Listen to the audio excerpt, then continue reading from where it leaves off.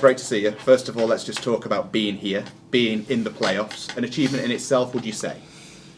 Yeah, I think a lot of people that took that at the start of the season. I always want more because I'm greedy, but I think the way the club's represented itself, the way we've performed for the majority of the season, everybody's give everything, and we want to continue to do that now in the playoffs. So we look forward to the build up, but it's back to business. You know, we want to try and progress into League One through the playoffs. Talk to me about your group of lads in there. Character, the fight, the hard work that's gone into making this weekend what it is now. Well, I think it speaks for itself, to be honest with you, the way the circumstances are, a lot of the season. I think it's 4 or 5 players we've lost for all season out injuries, and some starting the season well, then out for the rest of the season in injuries, and then obviously my personal situation. I just feel that the togetherness in the whole club, which comes right through the owners, right through to everybody at the club through there, that we have that togetherness and spirit.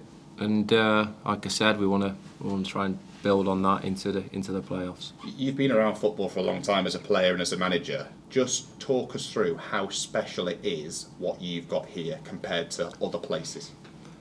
For me, football clubs are built on togetherness, culture. And when I talk about that, I'm talking about everybody on the same page, everybody pulling in the right direction. Yes, you get the mixed emotions with winning and losing football matches, but the environment is key.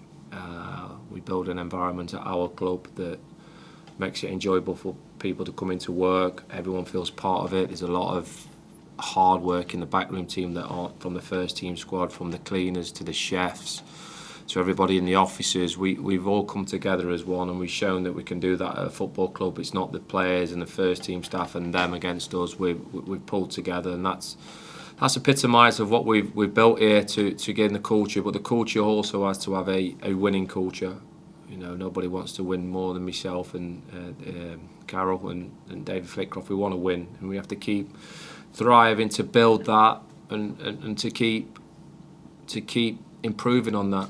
We don't want people comfy. Comfy's not an option here. We need people all the time wanting to better themselves and progress the club in the right manner. You know, and that's down to me as well, myself included.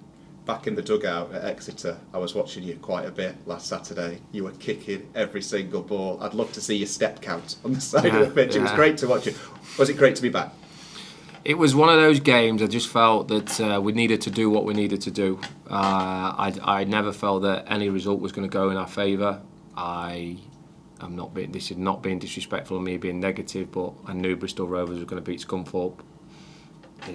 There's nothing more certain, so we programmed the lads' mindset is to make sure that we did our job, to make sure that we finished in the as high up the league as possible and win the game, and we did that. It wasn't pretty. We wasn't great without the ball. It was a 10 out of 10 without the ball, probably a 3 out of 10 with the ball, but we did what needed to be done. So there was no over celebrating in our changing rooms, which is a good sign. The boys feel a little bit frustrated that we're not in the top 3, which is yet again another good sign. 78 points, ifs, coulds, maybes. I suppose everybody can look into that. So we try and do that now through the playoffs. How are you viewing the Swindon game when you go into it? Because that result at Exeter last week, the cliche is nobody wants to limp into the playoffs, but you can't get a better result than winning against one of the top 2. Yeah, I think a lot's said about momentum going in playoffs, but I think that's Hartfield. Listen, 46 games of the season's done. It's all done. Don't matter what the results were previously against Swindon. Don't matter what the previous 46 results were. It's a cup competition now, over 2 legs. That's what it is. So the players will be preparing as well as we possibly can with a great backroom team that I've got, and that's what we'll just focus on. What do you make of it as a place to go? The county ground, obviously away first. County ground, yeah. It's good club, good ground.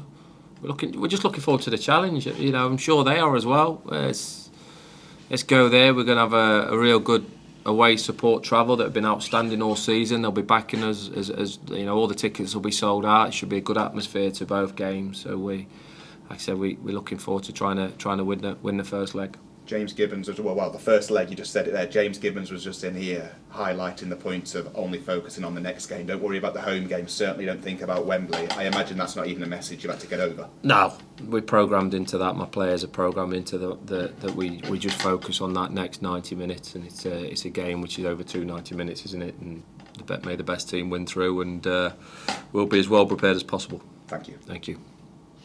Darrell, obviously when you walked through the door you were adamant that you wanted the unity, the camaraderie. Took you a bit of time to get that in your first season here, but you've got that and built that in, and that's been a big part of where you are now, isn't it? Yeah, no, I think that's, like I said, it starts from the top and it filters all the way through to build a club with that togetherness. I've been in the game a long time, man. Is that you don't get success unless you've got that everybody on the same page, and it's no guarantee to win football matches. Of course it's not, but when everybody is pulling in that direction with a positive attitude to do that, and there's no one rebelling against it, it becomes a powerful bond. When you were at a high, and we were at a high in the early part of the season and going into the new year, you were always adamant we didn't talk about the P word, despite one or two of the press doing it. And Andy was the same. We are where we are now. But you look at it, did you feel that we are in that position now to take it that next step? Certainly, that's what we want to do. That's obviously what we want to do. It's not about, for me, finishing in the playoffs and not finishing the job off. We want to go up through the playoffs. It's as simple as that. That's my players' mindset, my mindset, staff's mindset. So when we're going to give it our best, we're going to give absolutely everything, as the boys have all season, and make sure we leave nothing out on the pitch. Contrasting styles, you know all about Swindon, and they do have very good players, particularly when they played the game here. Williams was very evident, so was McCurdy, but they are a good team all round, aren't they? Yeah, there was, and they were thoroughly deserved winners of the game here. I was carrying two players, if I'm being honest, in that game. Well, I wasn't fully fit, and Tom Collin was only playing at 60-70%, and that's been seen by his Achilles problem that he's had. So it's always many reasons why potentially we weren't at it that day. I thought we performed very well at the county ground in the early part of the season, but like I said, that all goes out the window. It's a fresh game, it's a two-leg game, and none of that really matters. First leg's the important one though, Darrell, isn't it? Is it? You never know. You never know in the playoffs. I just think we make sure that we prepare for every outcome, and certainly make sure that we try and win the game. That'll always be our focus in every game we play, and then we'll see what it brings for our own leg.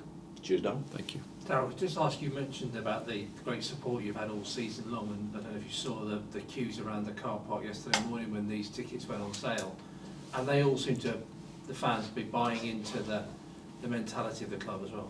Yeah, I think the football club had a really unfortunate spell for numerous years with fallouts with old owners and whatnot, and you can see what Carol and the Shanahans have done to the football club to make that feel that way now, and that's what they've done. The feeling among the support bases is that they've got people that own the football club that really care about the football club. They've got a manager and a set of players that, well, the manager's job to get the set of players, making sure they represent the shirt in the right manner, in the right way.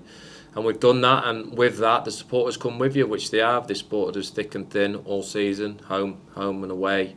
So we're very thankful for the loyal support, and like you said, standing out in there for hours trying to get the last remaining tickets to show what potential this football club has. Darrell, Nathan Smith's next appearance will be his 300th for the Vale. Can you just tell us about the job he's done for you all season? Yeah, he's not changed since I've been in charge. He's probably to the support, he's never changed. I've never known him not give anything other than 100% in every training session, every game. And that's why he's a fan's favourite. You know what you're going to get out of Nathan Smith. We're trying to get him better. That's our job, to try and get him better. He knows the areas of the game we'd like to see him improve on, and he is getting better at that. And he's certainly 300 games is no mean feat, so congratulations to Nathan, unless I don't play him. Well, that sort of leads me on to team news. I know you're not going to give anything away, but Harry Charsley wasn't involved last week. Can you just give us an idea of whether he's available or how much you want to give away? I could, but we'll see. We'll see what the team's announced on. Like I said, I don't like doing other people's jobs for them, so we'll go with the best team that we could possibly put out there on the day. Fair enough. Thanks, Dan. How's that fence I'm sitting on?